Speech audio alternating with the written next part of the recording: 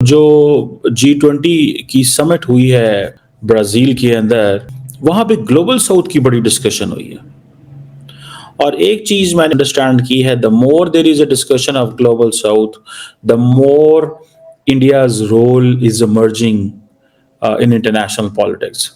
और ये चीज जो है that that gives them a sense कि इंडिया जो है अब वो उसका इन्फ्लुएंस या उसकी जो आप समझ लें कि ऑरा जो है पॉलिटिकल लेवल पे डिप्लोमेटिकली पूरी दुनिया में वो एनहांस हो रहा है। यहाँ पे देखना चाहिए कि भारत इस वक्त दुनिया की जरूरत बन चुका है। भारत को दुनिया की जरूरत नहीं है, दुनिया को भारत की जरूरत है। उनके $600 बिलियन के फॉरेन रिजर्व हैं, उनका डायस्पोरा स्ट्रांग है, तालीम स्ट्रांग है, एजुकेशन और टेक्नोलॉजी स्ट्रांग है। तो फिर जाहिर है जब आप इस लेवल पे पहुंच जाएंगे तो दुनिया आपके इशारों पे नाचेगी बजाय कि आप उनके इशारों पे नाचे। ये वाकई भारत ने इस चीज को प्रूव कर दिया है। और ये तस्वीर आप देखिए, ये वाली देखिए, इस तस्वीर में आप देख रहे हैं ये जनाब इस फोटोशूट में ये जो है ना ये पिक्चर, ये ऑफिशियल फोटो है। अब इसमें आप देख लें दरमियान में कौन है। लगता है कि मोदी साहब ही सबको लेकर चल रहे हैं। देख रहे हैं आप, सबके हाथ पकड़े हुए दोनों तरफ से उन्होंने, और वो exactly centre of the stage इस वक्त मौजूद है, बिल्कुल सेंटर में है वो दोनों तरफ के। तो लगता है ना कि जो लीडर इस सबको लेकर चल रहा है वो यही है जो दरमियान में खड़ा है, मोदी। दोस्तों, मोदी जी का जो सपना था वो अभी पूरा हुआ नहीं है। अभी तो मोदी जी ने दुनिया को अपनी तरफ खींचा है। और दोस्तों, हमारा सपना तब पूरा होगा जब हम विश्व गुरु बन जाएंगे, जो मोदी जी का भी सपना है। और आप देख लीजिएगा दोस्तों, ये दिन दूर नहीं है। अब G20 से जो पिक्चर नजर निकल के आ रही हैं, उसके साथ में आप ये भी देख रहे हैं, खुद पाकिस्तानी एनालिस्ट ये बात कर रहे हैं कि मोदी जी की क्या पोजीशन थी वहां पे, भारत कैसा लग रहा था, भारत कितना छाया हुआ है। अच्छा, ये G20 इतना बड़ा वो है, आप देखिए इवेंट है, पूरी दुनिया इसको कवर कर रही है, पूरी दुनिया का न्यूज़पेपर में सिर्फ भारत ही छाया हुआ है। ये कितना अच्छा लगता है सुन के। और खास तौर से जब चीन और अमेरिका जैसे देश भी वहां पे हो, फ्रांस हो, जर्मनी हो, इटली हो, लेकिन भारत सबसे आगे खड़ा हो, कितना अच्छा लगता है दोस्तों। ये वही भारत है दोस्तों, और ये वही G20 है जिसको आज से सिर्फ 10-12 साल पहले तो कोई पूछता नहीं था, और आज गले लगा लगा के भाई बना रहे हैं। कमेंट्स कीजिएगा दोस्तों, वीडियो को लाइक और चैनल को सब्सक्राइब जरूर कीजिएगा। Thank you very much. सबसे पहले तो मैं ये बताना चाहूंगा कि मोदी जी ने चाइना को गले से पकड़ लिया है, इसमें कोई शक नहीं है। वो किस तरह पकड़ा है मैं बताना चाहता हूं कि इन्होंने क्या क्या दुनिया के सामने प्रोग्राम रखे हैं। फाउंडेशन तो इन्होंने जाके जकार्ता में बना दी थी। इन्होंने कहा था कि हम कोविड के बाद जो न्यू वर्ल्ड ऑर्डर है हम उसके बारे में बात करेंगे। तो जो सबसे पहले इन्होंने बात की है ब्रिक्स के गुब्बारे से हवा निकाल दी है मोदी जी ने। वो ये इस तरीके से कि चाइना चाहता था ब्रिक्स को एक्सपैंड किया जाए और अपना इन्फ्लुएंस बढ़ाया जाए। मैं समझता हूं कि G20 में जो अफ्रीकन यूनियन को मेंबरशिप दे के इन्होंने एक्सपैंड किया है, 15 मुल्कों को लपेट में लिया है, ब्रिक्स के गुब्बारे से हवा निकल गई है। दूसरी बात, जो सबसे ज्यादा इस वक्त जो चाइना को बुखलाहट का निशान होना चाहिए, घबराना चाहिए उनको, क्योंकि सी पैक को भी उन्होंने नीचे गिरा लिया है। वो किस तरीके से गिराया है?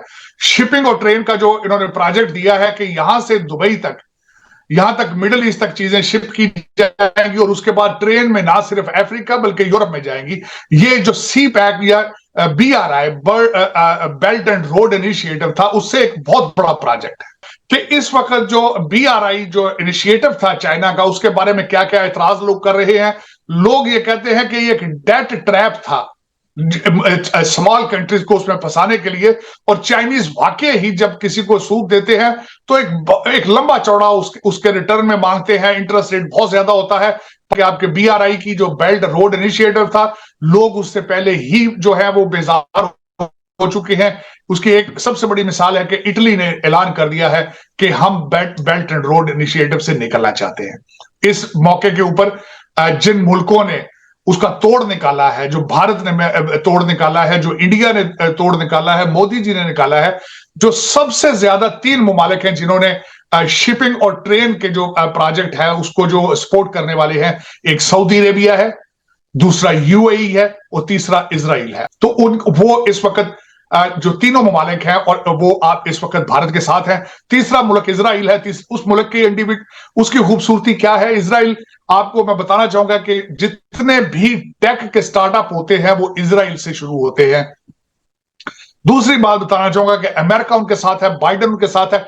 टेक्नोलॉजी और पैसा जब साथ आता है और उसके बाद इंडिया का यूथ जब आएगा सामने, साथ आएगा, और इंडिया का पढ़ा लिखा तबका जो कि टेक के ऊपर मैनिपुलेट कर रहा है दुनिया को, जब वो साथ लगेगा, मेरे ख्याल में चाइना इसका तोड़ नहीं निकाल सकेगा। अगला पॉइंट मैं यही कहूंगा कि इस वक्त चाइना और दुनिया के सामने जो प्रोजेक्ट ये रखा है मोदी जी ने, इसका तोड़ निकालना बड़ा मुश्किल है इस वक्त। जब से ये इस चीज का ऐलान किया है, मेरी नजर में चाइना को परेशान होना चाहिए, सोचना चाहिए कि हम कहां जा रहे हैं। अब उससे मैं अगले पॉइंट पे जाना चाहूंगा कि इस पॉइंट को मैं देख रहा था, ब्राजील के लूला सिल्वा जो थे, उनका मैंने इंटरव्यू सुना है, और जिस तरीके से उन्होंने एक खास बात में जो मेरी नजर में आई है, उन्होंने तारीफ की है। उन्होंने कहा है कि भारत जहां चांद पर लैंड किया है, आज तक उस जगह के ऊपर ना अमेरिका जा सका है ना रशिया जा सका है। मैं एग्री करूंगा उनसे कि वाकई इसमें कोई शक नहीं, इसमें कोई शक नहीं है। देखो, और उसमें $75 मिलियन में वहां जाना और सन का जो तजर्बा करना $46 मिलियन में, यह भी उन्होंने लूला सिल्वा जी ने बात की है। उन्होंने कहा है कि अगली सदी वाकई ही इंडिया की सदी है, जो कि मोदी साहब पहले जकार्ता में कह के आ चुके थे। यहाँ पे देखना चाहिए कि भारत इस वक्त दुनिया की जरूरत बन चुका है। भारत को दुनिया की जरूरत नहीं है, दुनिया को भारत की जरूरत है। उनके $600 बिलियन के फॉरेन रिजर्व हैं, उनका डायस्पोरा स्ट्रांग है, तालीम स्ट्रांग है, एजुकेशन और टेक्नोलॉजी स्ट्रांग है। तो फिर जाहिर है जब आप इस लेवल पे पहुंच जाएंगे तो दुनिया आपके इशारों पे नाचेगी, बजाय कि आप उनके इशारों पे नाचें।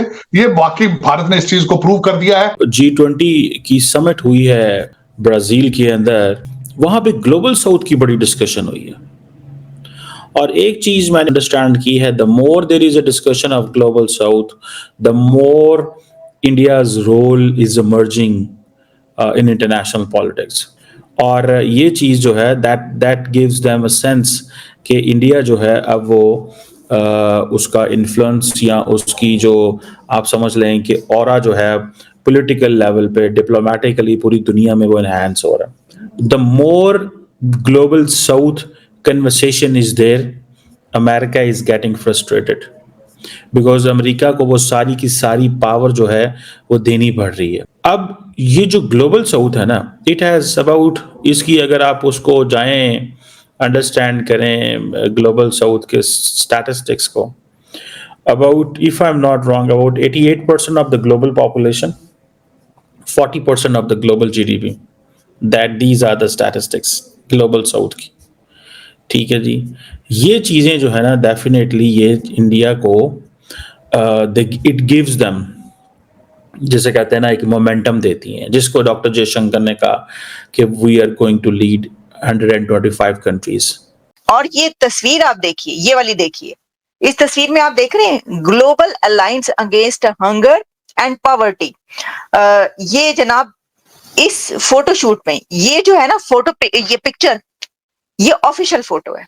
अब इसमें आप देख लें दरमियान में कौन है। लगता है कि मोदी साहब ही सबको लेकर चल रहे हैं। देख रहे हैं आप, सबके हाथ पकड़े हुए दोनों तरफ से उन्होंने, और वो exactly centre of the stage इस वक्त मौजूद है, बिल्कुल सेंटर में है वो दोनों तरफ के। तो लगता है ना कि जो लीडर इस सबको लेकर चल रहा है वो यही है जो दरमियान में खड़ा है, मोदी। आपको ऐसा नहीं लग रहा? नहीं, यही लग रहा है ना। इसलिए मैंने कहा कि इंडिया के प्रेसिडेंट नरेंद्र मोदी जो है सेंटर स्टेज पर नजर आए हर जगह पर, और देखे सबसे उनकी बायलैटरल मीट्स हुई हैं।